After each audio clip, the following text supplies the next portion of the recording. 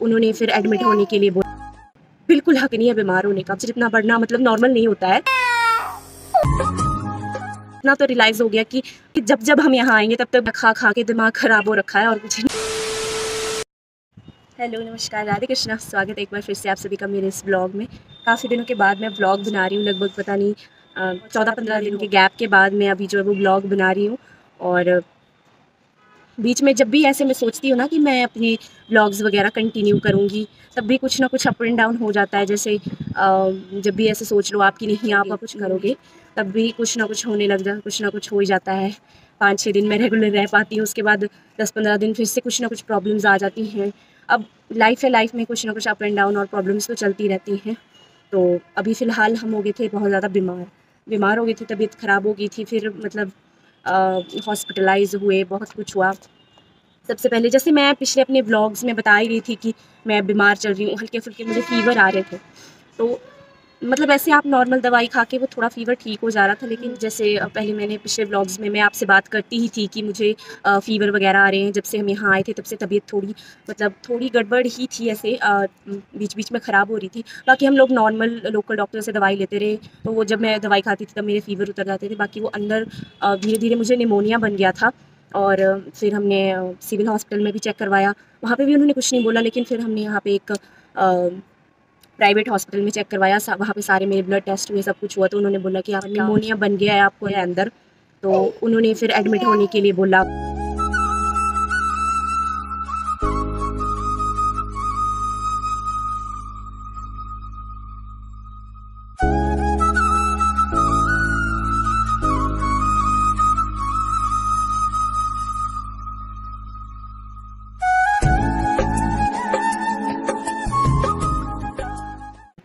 तो काफ़ी सारी दवाइयाँ चढ़ी, एंटीबायोटिक्स वगैरह चढ़े, इंजेक्शन लगे, काफ़ी ट्रीटमेंट हुआ, काफ़ी कुछ हुआ। फिर हॉस्पिटल में मतलब थोड़े टाइम के लिए मेरे मन में तो ऐसे भी आ गया था कि एक छोटे बच्चे की माँ को बिल्कुल हक नहीं है बीमार होने का, बिल्कुल भी हक नहीं है। क्योंकि वो खुद बीमार होगी, खुद तो मतलब सर्वाइव करेगी, साथ में उसका बच्चा भी सफ़र करेगा। क्योंकि जैसे मैं बीमार हुई, मेरी कंडीशन थोड़ी ख़राब हो गई, तो मेरे साथ साथ मेरा बच्चा यानी कि मेरा शैवी भी बीमार हो गया। मेरा बेबी मेरा जो बेटा है 15 महीने का मेरा बेटा है, वो भी बीमार हो गया साथ में। तो हम तो फिर भी थोड़े बड़े हैं, हम रिकवर कर लेंगे या कुछ कर लेंगे। छोटे बच्चे का बीमार होना इतना वो नहीं होता है। तो मुझसे वो भी बीमार हो गया, उसकी भी हालत भी ख़राब होगी। उसको भी लेके हॉस्पिटल गए, फिर हॉस्पिटल में एडमिट वगैरह करने के लिए बोलते रहे। लेकिन जब मैं भी बीमार हूँ, मेरा बच्चा भी बीमार हो गया, मेरे हस्बैंड को भी हम दोनों को भी देखना था और ड्यूटी वगैरह भी देखनी थी।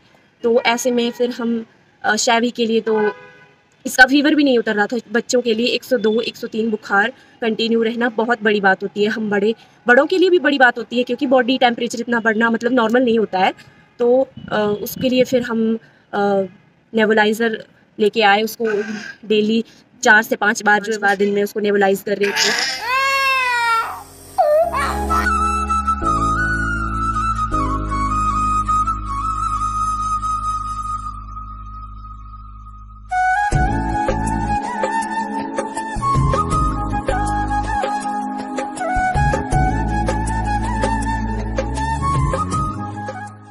फिर 4-5 दिन लगातार उसकी तबीयत भी ख़राब हुई। फिर उसके बाद अब जाके जो है वो थोड़ा तबीयत में सुधार आया है। मेरा बेबी भी अभी ठीक है। ऐसे मैं बोल तो देती हूँ वीडियोज़ में कि हाँ हम ठीक हैं, पर ऐसे मतलब थोड़ा-थोड़ा जैसे अभी रिकवर हो रहे हैं, थोड़ी-थोड़ी ठीक हो गई है तबीयत। मेरा बेबी भी ठीक है और मैं भी बिल्कुल ठीक हूँ। तो आज फिर काफ़ी दिनों के बाद, ऐसे ही 10-15 दिन के बाद मैंने सोचा कि मैं ब्लॉग बनाऊँ और अपने बारे में जो भी मैं अपनी लाइफ़ से रिलेटेड अच्छा बुरा जो भी है मैं शेयर करती हूँ। मैं सोचा कि ये मैं बात आप सबके साथ करूँ। मतलब 10-15 दिन का जो स्ट्रगल था उसके बाद मतलब मैं एक टाइम ऐसे भी हो गया कि जैसे अब अभी हम थोड़े-थोड़े ठीक होने लगे हैं। तो अभी मेरे हस्बैंड भी लास्ट में थोड़े बीमार हो गए, लेकिन अभी उन्होंने भी दवाई वगैरह ली तो वो बिल्कुल ठीक है। और मतलब इतना इस टाइम में, इस पीरियड में जो भी टाइम था उसमें मुझे इतना तो रियलाइज़ हो गया कि एक छोटे बच्चे की माँ को बिल्कुल भी बीमार होने का राइट नहीं है। उसको नहीं बीमार हो सकती वो, क्योंकि वो खुद बीमार होगी, उसके साथ उसका बच्चा बीमार हो जाएगा। और सबसे ज़्यादा जबकि एक माँ ही अपने बच्चे का मतलब ख़्याल रखती है, तो उसके बिना वो बीमार हो जाएगी, वो नहीं केयर कर पाएगी, तो फिर उसके बच्चे का सारा मतलब जो रूटीन है सब कुछ बिगड़ जाएगा। तो बस यही था कि मतलब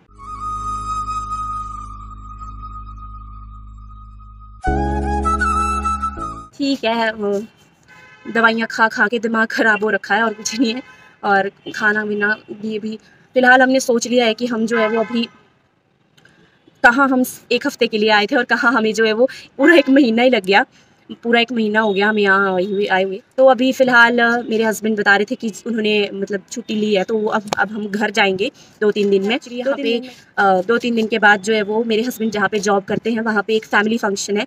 तो उन्होंने ऐसे सोचा कि चलो हम आए हुए हैं तो उनके साथ जो है वो हम वहाँ पे फैमिली फंक्शन अटेंड कर लेंगे। उसके बाद जो है वो मेरे हस्बैंड हमें जाएँगे घर छोड़ने के लिए। तो 2-3 दिन में हम घर भी चले जाएँगे और बाकी देखते हैं कि क्या-क्या होगा। बाकी ऐसे मतलब मैं अपने हस्बैंड से बात कर रही थी कि ये तो फ़िक्स है कि जब हम यहाँ आएँगे तब हमारा बीमार होना फ़िक्स हो गया है। क्योंकि हमारा जो वेदर चेंज होता है ना हमारा, तो हमारी बॉडी उस चीज़ में एडजस्ट होने में थोड़ा टाइम लेती है। तो बस यही था आज का ब्लॉग, और मैंने सोचा कि मैं अपने बारे में जो भी बीते दिनों हुआ वो आप सबके साथ शेयर करूं। बाकी ब्लॉग्स वगैरह बनाती रहूँगी और आपको मेरी लाइफ से रिलेटेड अपडेट मिलेंगे नेक्स्ट ब्लॉग में। तब तक के लिए बाय बाय।